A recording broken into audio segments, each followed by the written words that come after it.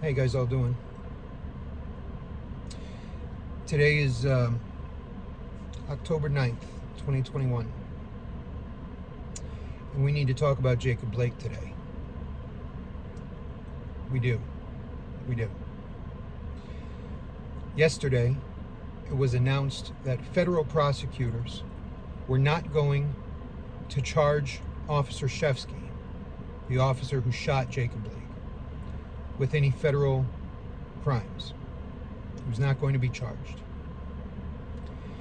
And of course, this led the internet and, more importantly, our entire culture to blow up again. Both sides. It led people to scream systemic racism. It led people to scream, of course, they're not going to charge the cop. All he did was shoot a black guy. They never charge him for shooting a black person. It led the other side to talk about Jacob Blake's past and his history and say things like he deserved what he got.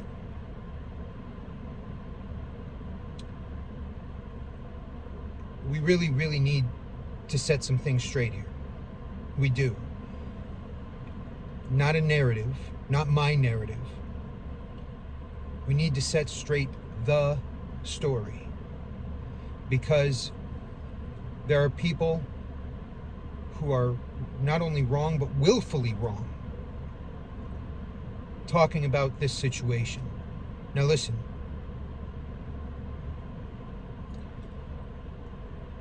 I don't argue that the police are always right. I don't argue that at all.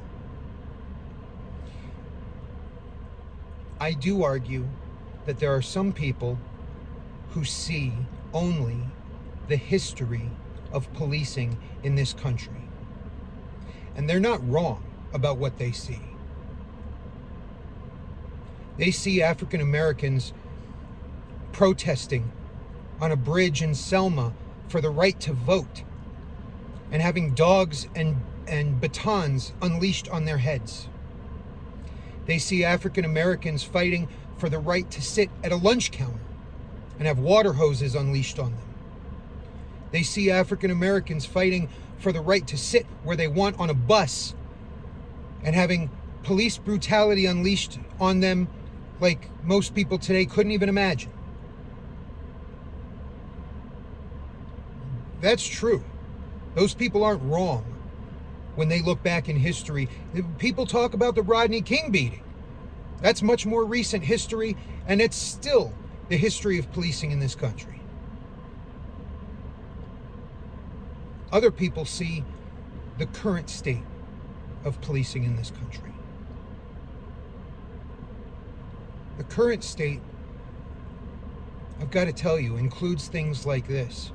Jacob Blake was not protesting for voting rights.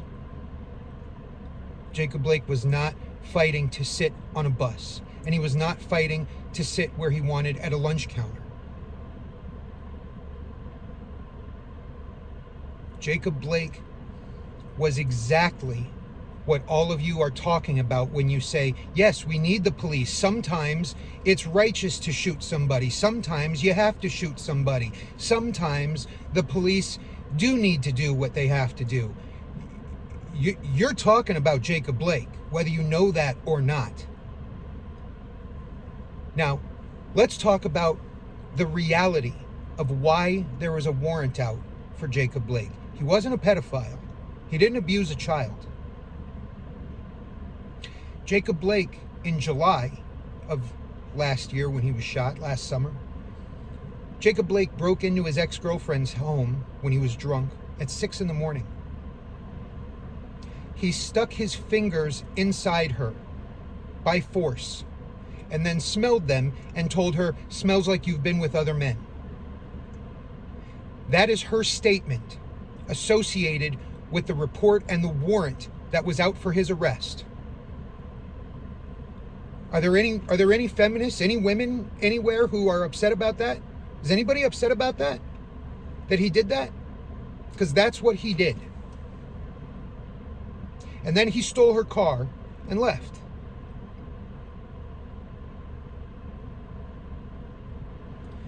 police, Officer Shevsky, and the rest of the officers who arrived on scene on the day in question were responding to that same victim, calling 911, telling them that the guy who she had a restraining order against for doing that to her was back at her property. He was not allowed to be there.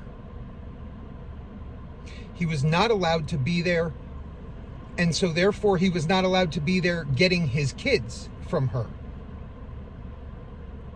Now, take that the next logical step. He was kidnapping his children. He was kidnapping his children. Don't anybody hit me with, well, they were his children, he can't kidnap them. You don't know anything. Most kidnappings in this country are committed by the parents of the children being kidnapped. He was kidnapping his children in violation of a restraining order, against a woman who he had sexually assaulted and stolen her car from. And he was doing that with a knife in his possession. The officers arriving on scene knew he was in violation of a restraining order, and they knew there was a warrant for his arrest. Does any of that make it justifiable to shoot him? No, it doesn't. But other factors certainly did. Nobody's arguing that anybody deserves to be shot or not shot. What somebody deserves, whether they're a good person or a bad person, has absolutely nothing in the world to do with the realities of the use of force and its application in a given moment. Nothing. People say all the time, oh, well, this white boy with a rifle shot up all these people in a school. He deserved to be shot. He might be deserved to be shot, but that has nothing to do with the application of use of force against him when he walked outside of that school and put his gun down on the ground. What someone deserves has virtually nothing to do with whether they are shot or what sort of force is used against them in a given second. Use of force is based on articulable actions taken by a subject in a second. Nothing to do with what they deserve as a human being. The officers arrived on scene and immediately attempted to arrest Jacob Blake, and they should have. They knew he had a warrant for his arrest. They knew that no matter what, he was being arrested. So, they went to try to take him into custody. He fought with them. He resisted. Does that warrant shooting him? No. No, it doesn't. They tried to tase him, which is warranted. Less lethal force can be used to gain compliance from a subject. Not lethal force, less lethal force. That's what less lethal force is for. It's not in place of lethal force. You don't use a taser when you need to use a gun. Because if the taser doesn't work, you're dead. Tasers, OC, batons, all those things, those are for gaining compliance. If somebody is actively, physically, violently resisting, which Jacob was doing. Listen, sometimes the community is right, and sometimes the community is wrong. But in this partisanly divided country we live in now, nobody wants to acknowledge for even a second that the other side might have a point and might be right. Well, let me tell you something. Democrats, sometimes Republicans are right. Republicans, sometimes Democrats are right. Cop haters, sometimes police are right. Cops, sometimes the community is right. If you hate the police so much that nothing they do can ever be right, then guess what? You're going to be wrong a lot of the time. And you're going to keep yourself willfully wrong and confused about why this cop or that cop isn't being charged. It's because you're not listening. You are refusing to acknowledge that the person you consider an enemy might be right.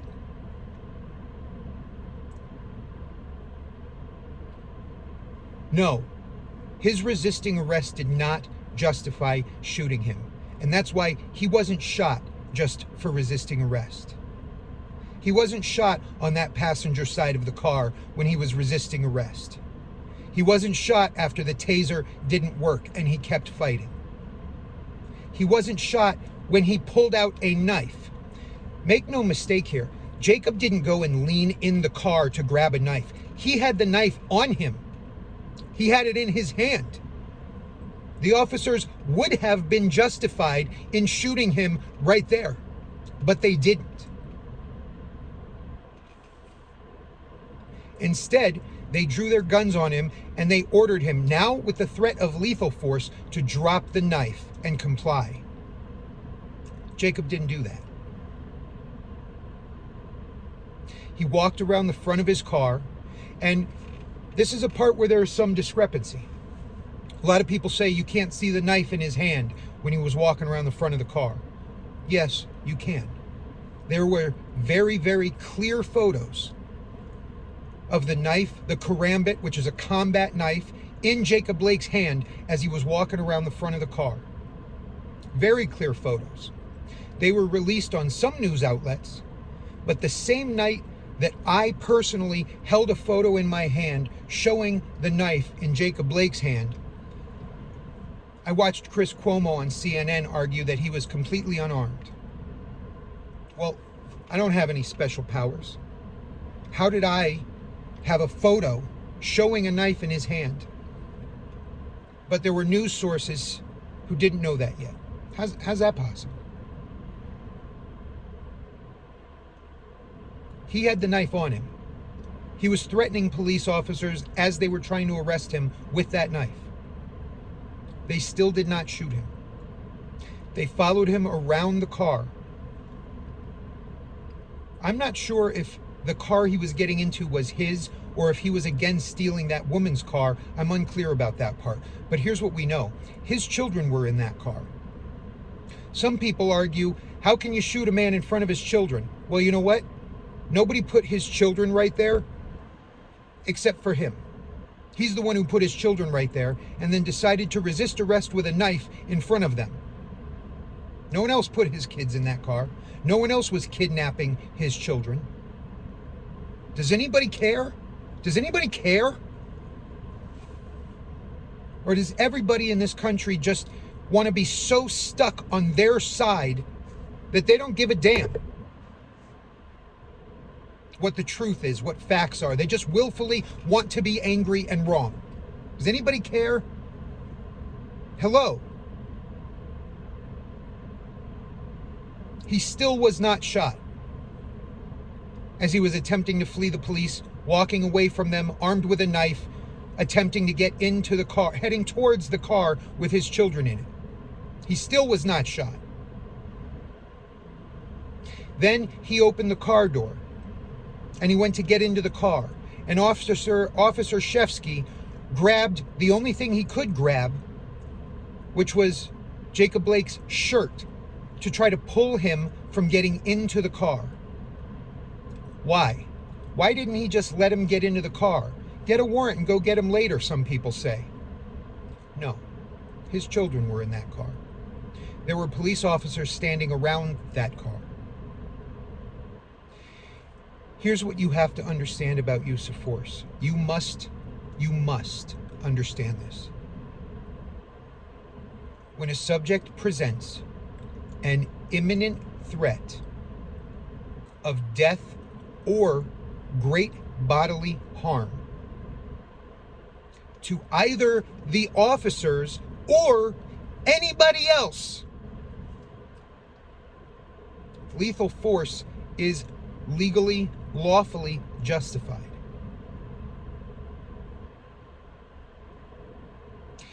When he resisted arrest on the passenger side of the car with the knife, he was presenting an imminent threat of death or great bodily harm to those officers. But they still felt they didn't have to shoot him yet, and they didn't. It wasn't until Officer Shefsky grabbed his shirt in one final non-lethal attempt to keep him from getting in that car. It wasn't until right then that Jacob Blake spun around with that knife already in his hand and swiped it at Officer Shefsky. At which point, that's got to be a wrap. That's it for you. You have now tried to stab a police officer while resisting arrest, while committing armed kidnapping times 3 children.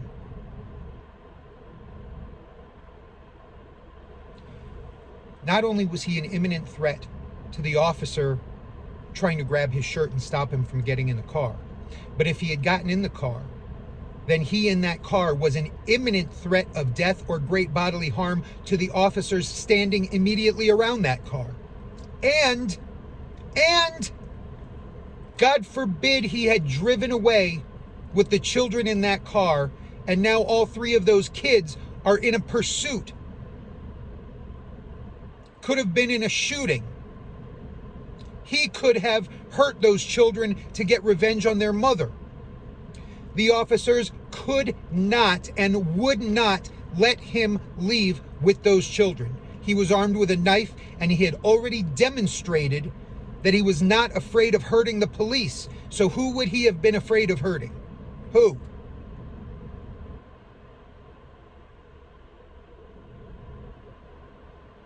Does anybody care? Or do we all just want to be convinced that the cops are all racist and evil all the time? Let me tell you guys something.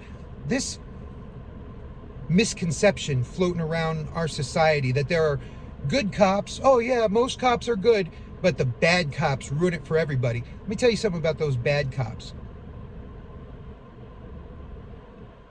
Most of those cops you think are bad last week saved a child from a burning car, or took out a hostage taker, or saved someone's life who was choking in a restaurant. There's a lot of other people who think that's the good cop because of the experience they had with them. There are very, very few just purely evil people floating around in this country. Very, very few of them that are police officers. Are there some just truly bad cops out there? Probably. Have we seen viral videos of any of them? I don't know. Some would argue the officer who killed George Floyd. Maybe. I don't know. I can't tell you if he was bad all the time or good sometimes and bad sometimes. I don't know. But listen, there's not a lot of the bad cops, as if they're just floating around there hunting innocent people in the countryside. Your experience or what you've seen them do may strike you as them being a bad cop, but I can assure you they probably saved someone's life last week, and that person thinks they're a great cop.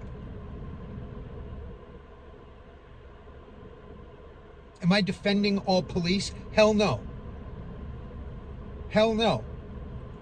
I know some cops that I'm not so sure about.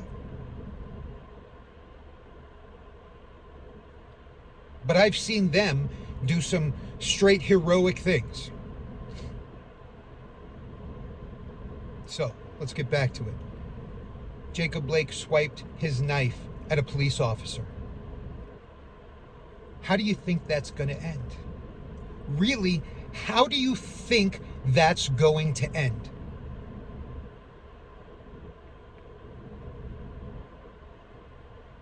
If you think that somebody can try to stab you and you should just be able to tase them, well, you've never seen a taser not work. But sometimes they don't. And then guess what if it happens if it doesn't work? You get stabbed. Now, let's talk about once the shooting happened.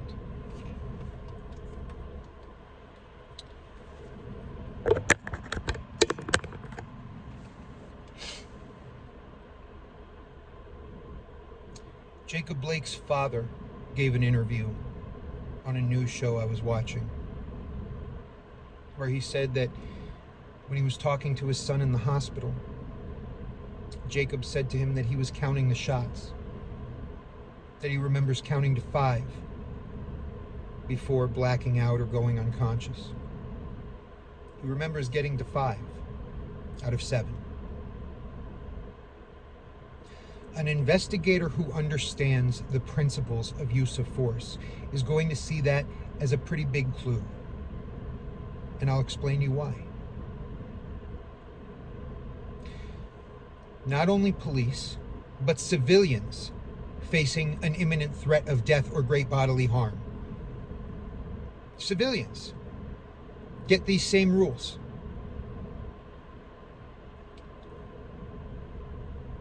If you're facing an imminent threat and you've decided that you need to use lethal force,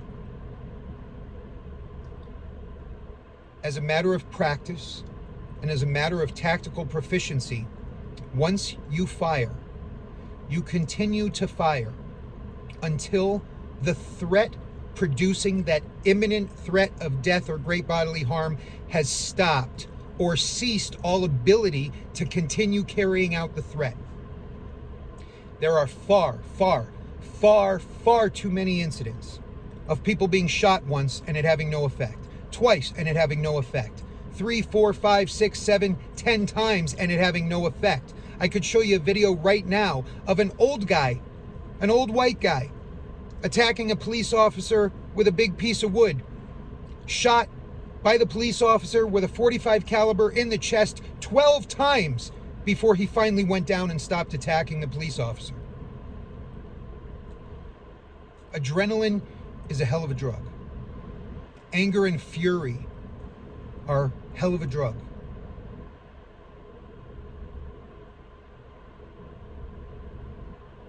Jacob Blake had to be stopped. He had to be stopped because allowing him to drive away presented a clear, imminent, and deadly threat to both the officers standing immediately around that car trying to take him into custody, as well as to his own 3 children inside that car. It did. He did.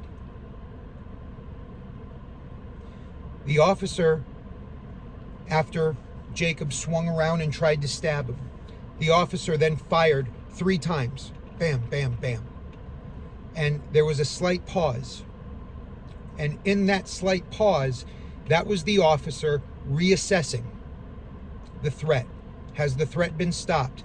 No, it was not stopped. Jacob was still conscious and still trying to get in that car and get away in that car.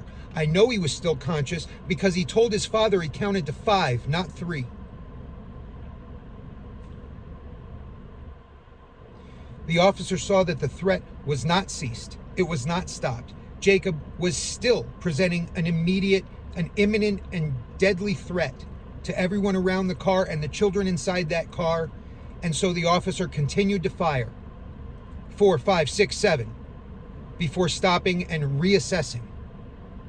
Yes, now the threat had been stopped.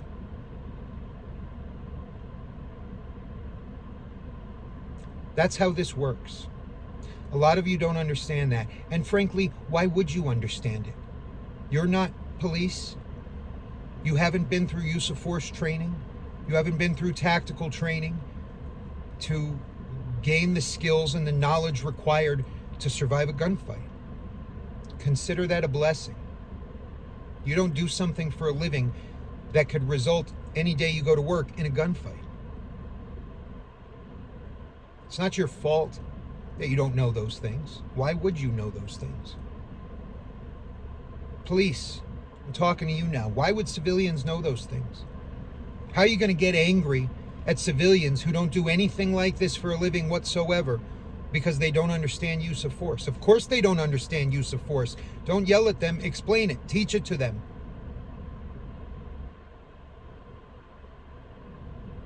Just like someone had to teach it to you.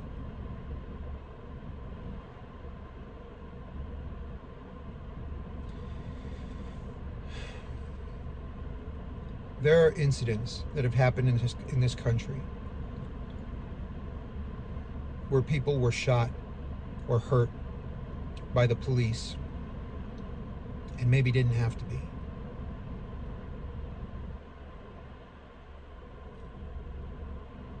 There are a lot of people who say the police never face accountability or pay the price for their crimes? Well,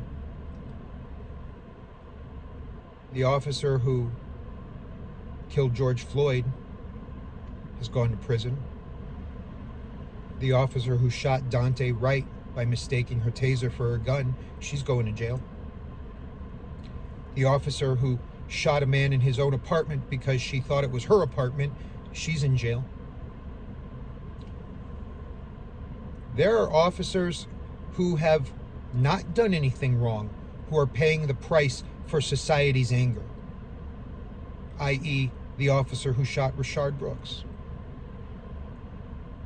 That was also a justified shooting. Rayshard Brooks presented a very imminent and clear threat of death or great bodily harm to every single person in the parking lot that he was running through, armed with an officer's taser, desperately searching for a means of escape while running right next to a whole bunch of people in running cars in a drive-through line. Any person in any one of those cars was in imminent threat of death or great bodily harm. But I digress.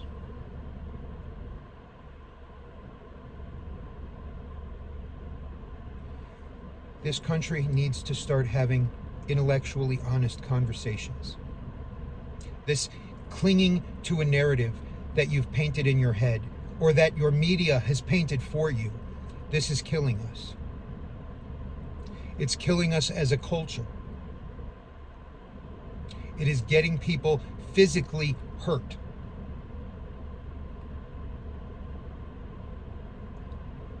This country is divided into two political sides. Each one swears that only the other one's media is lying to them.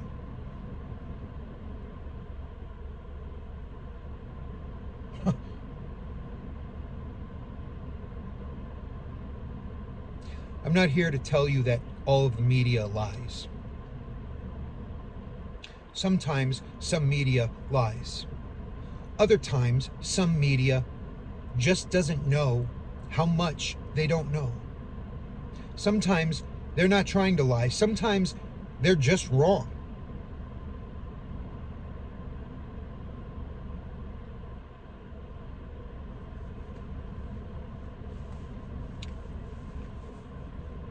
I'm not going to tell you Jacob Blake got what he deserved, because I already told you, use of force is not applied based on what somebody deserves or doesn't deserve. It's applied based on very specific, articulable actions taken by a subject that to any reasonable person present an imminent threat of death or great bodily harm to an officer or to anyone else. Jacob Blake took those actions, inarguably. Took those actions. He was not shot because of his warrant. He was not shot for resisting arrest, and he was not shot for digitally penetrating that woman, sexually assaulting her, humiliating, degrading, and insulting her, and then stealing her car. No, that's what got him a restraining order and a warrant for his arrest. He wasn't shot for those things. He was shot because in the moment they went to arrest him, he presented an imminent threat of death or great bodily harm to the officers trying to arrest him and to his own children that he was kidnapping. I'm sorry who doesn't want to hear it. Sometimes you're right about other situations, not this one. I'm sorry to everybody who did want to hear that. Sometimes you're wrong about other situations. You're right about this one.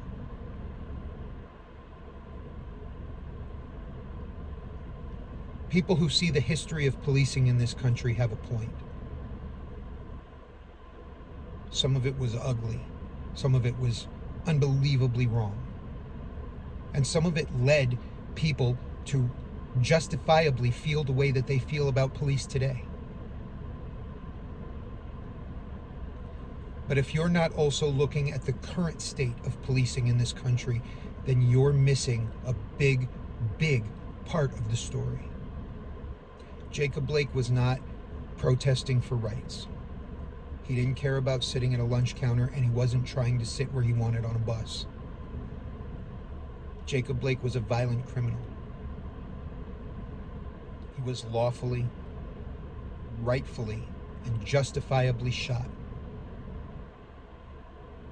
That was exactly what the police were trained to do in that same situation, and frankly, the restraint they showed should be commended. They could have shot him earlier, but they didn't. They waited until there was literally no more option. Now, you can start being intellectually honest with yourself, or you can choose to still be wrong on purpose and forever confused, even though the information is sitting right there in front of you.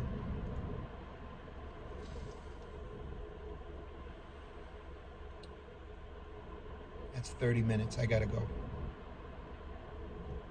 Good luck, America.